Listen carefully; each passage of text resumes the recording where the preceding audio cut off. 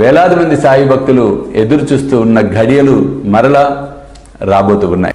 స్వామీజీతో షిరిడి యాత్ర సెప్టెంబర్ 5 గురువారం నాడు బయలుదేరతాం. సెప్టెంబర్ 6, 7, 8 షిరిడిలో వేలాది మంది సాయి భక్తులతో ఈసారి ప్రపంచవ్యాప్తంగా ఉన్న సాయి భక్తులందరినీ కూడా మేము ఇన్వైట్ చేస్తున్నాం ఈ గొప్ప కార్యక్రమానికి. కాబట్టి మీరు నాతో రావాలి, ఈ యాత్రలో పాలు పంచుకోవాలి అనుకుంటే త్వరితగతిన కింద కనిపిస్తున్న ఫోన్ నెంబర్స్ కి ఫోన్ చేసి మీ టికెట్ రిజర్వ్ చేసుకునే ప్రయత్నం చేయండి. బాబా ఎంత గొప్పగా చెప్పాడు చూడండి వృత్తాంతం. ఈ 2 మేకలు గత జన్మలో అన్నదమ్ములు, సొంత అన్నదమ్ములు. వారిద్దరూ ఆ జన్మలో నా దగ్గరకు వస్తూ ఉండేవారు. పెద్దవాడు సోమరి, చిన్నవాడు చురుకైనవాడు. చిన్నవాడు ఎక్కువ ధనం సంపాదించేప్పటికీ పెద్దవాడికి అసూయ చెంది ఆ డబ్బు మొత్తం ఎలా కాజేయాలని పన్నాగాలు పన్నాడురా, కానీ కుదరలా. దాంతో ఏమైంది అంటే రజోగుణంలోంచి తమోగుణం వెళ్ళిపోతుంది. చూడండి ఇక్కడ వాడి కోరిక, తమ్ముడు ధనమంతా లాగేయాలి, ఎలాగో నేను సంపాదించలేకపోతున్నావు కదా వీడి సంపాదన లాగేద్దాం. ఆ కోరిక తమోగుణం, అలసత్వము, సోమరిపోత్తనం వచ్చేసింది పెద్దవాడికి. అందులోంచి క్రోధము పుట్టుకొచ్చింది, కోపము, అసూయ, కామ, క్రోధ, లోభ, మోహ, మద, మత్సరము, అరిషడ్ వర్గాలు పంజా విప్పినాయి. తమ్ముడిని అడ్డుకున్నాడు, బడిత పెట్టి బాంచి దుడ్డుగారతో కొట్టడం ప్రారంభించాట. తమ్ముడు తట్టుకోలేక నరికి వేశాట. ఇద్దరు ఇదే స్థలంలో ఒకరినొకరు కొట్టుకొని చచ్చిపోయారురా.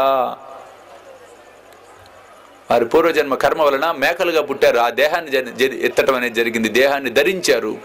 సరే, వారి మీద ఉన్న ప్రేమతో వారిని గుర్తించి కాసేపు విశ్రాంతి ఇప్పిద్దాం అనుకున్నాను రా, కానీ మీరు చెప్తున్న మాటలు విని భరించలేక ఆ శనగపప్పు కాస్త తినిపించి వాటిని పంపించేశా అన్నాడు బాబా. ఆకలితో ఉన్నవాడికి పట్టడన్నం పెడితే నాకు చెందుతుంది అని సాయి మనందరికీ సాయి సచ్చరిత్ర ద్వారా తెలియచెప్తామనేది జరిగింది.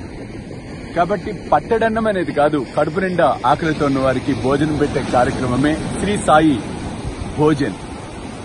కాబట్టి మీరు కూడా ఈ అద్భుతమైన మహాయజ్ఞంలో పాలు పంచుకొని సాయి కృపకు పాత్రలు కావాల్సిందిగా కోరుతున్నాను. వివరాలకు కింద కనిపిస్తున్న ఫోన్ నెంబర్స్ కి ఫోన్ చేయండి. చూస్తూనే ఉండండి శ్రీ సాయి సర్వస్వం యూట్యూబ్ ఛానల్.